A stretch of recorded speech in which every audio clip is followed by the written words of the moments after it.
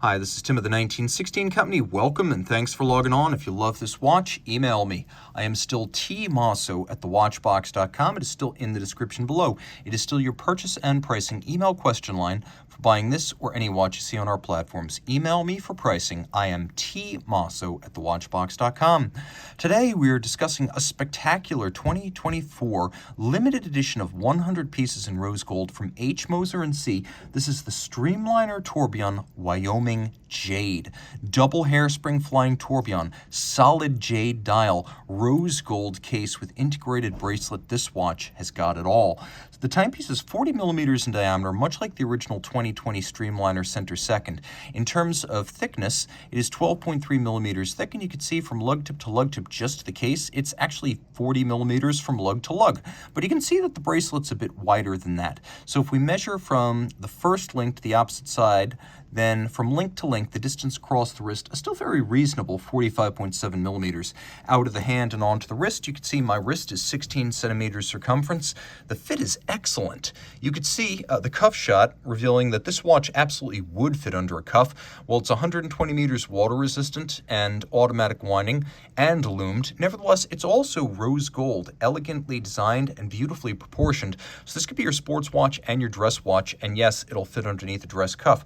Looking down the barrel, you can see how the edges of the case are nowhere near the edges of my wrist.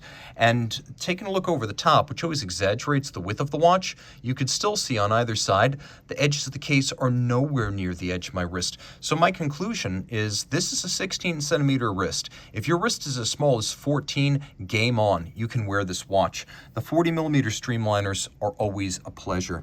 Now, there are a lot of references to the 70s in the design of this watch, but unlike many, they didn't plagiarize a single design. They took inspiration from the era. So you have the tonneau case design that was popular in the 70s. You have this radial lapping machine satination that was popular in period, maybe a little bit like a Mark Series Speedmaster or an Oris Chronoris Star, the full integrated interlocking link bracelet, maybe inspired a bit by an Abel Sport Classic or even the Omega Speed Sonic chronograph lobster tail, but it speaks with the accent of the era. It doesn't cop the language and the words 100%, meaning it's a watch that has a soul of its own and stands on its own lugs.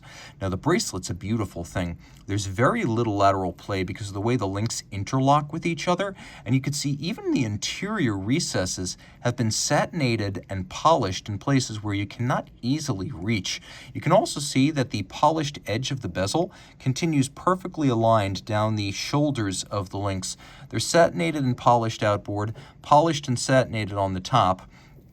And you can see no daylight showing between the links from the bottom. The assembly quality is excellent. Now, bars are used, bars and sleeves here, for the same reason Patek now uses them.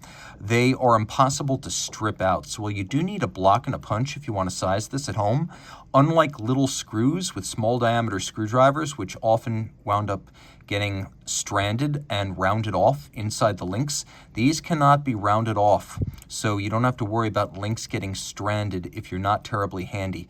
Taking a quick look at the clasp, you can see it's made by Brogioli, which is down in the Italian-speaking southern part of Switzerland.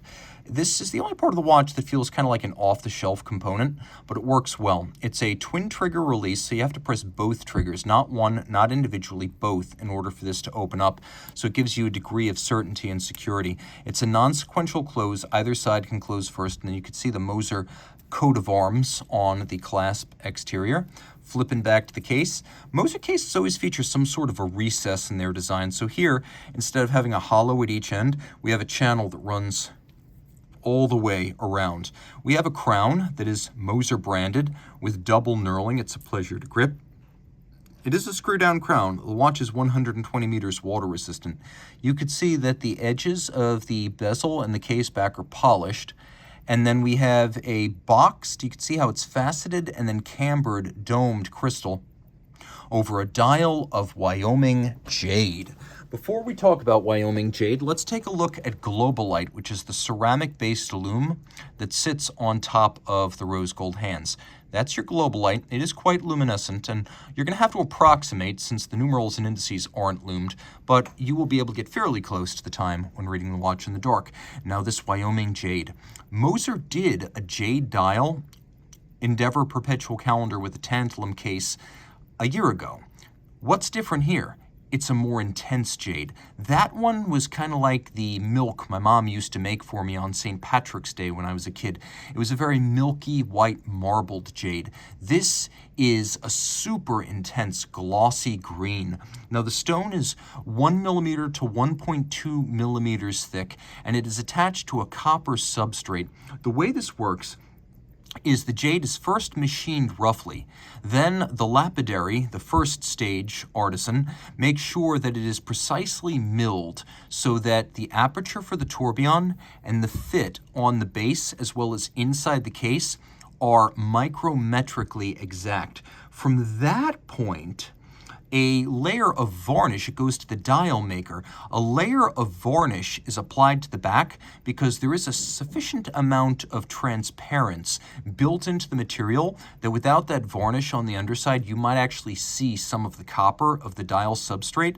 So that creates a little bit of a milky cloudiness that allows the jade by itself to come to the fore. There's also an extraordinary amount of hand polishing throughout this process that ensures the dial maker delivers something that will be individual to each one of these 100 watches. Not just artisanally crafted and beautiful, but a freestanding work of art whose close range detailing and grain will never be duplicative from dial to dial, and it is a laborious process involving many days, and again, those two different steps with two different artisans. So very special, ultra dark green Wyoming Jade. Now we have rose gold indices. They're doubled up at 12, rose gold hands. They will never tarnish or oxidize because they are gold, so they are just as ageless as the jade itself. Then we have Moser's signature double hairspring flying tourbillon. So it's a flying tourbillon because it has no upper bridge to obscure your view of this delightful mechanism. It beats away at 3 Hertz. It is a 1-minute tourbillon, so it also acts as the seconds hand for the dial. Now you'll notice it's free sprung, but with 2 hairsprings. They are identical in every way, but 180 degrees opposed. The idea being because they are always equal and opposite in size, shape, and mass, they're also equal and opposite with respect to gravity. So when one is inducing the watch to speed up, the other, being equal and opposite in orientation, will induce the watch to slow by an equal amount, achieving instantly and in any position the original intent of Abraham Louis Breguet's pocket watch tourbillon, albeit doing it here in a wristwatch format. There's satination, beveling, and black polish, and the tourbillon is by far the best finished part of the watch. It's all nicely done, but the tourbillon front and center is very special.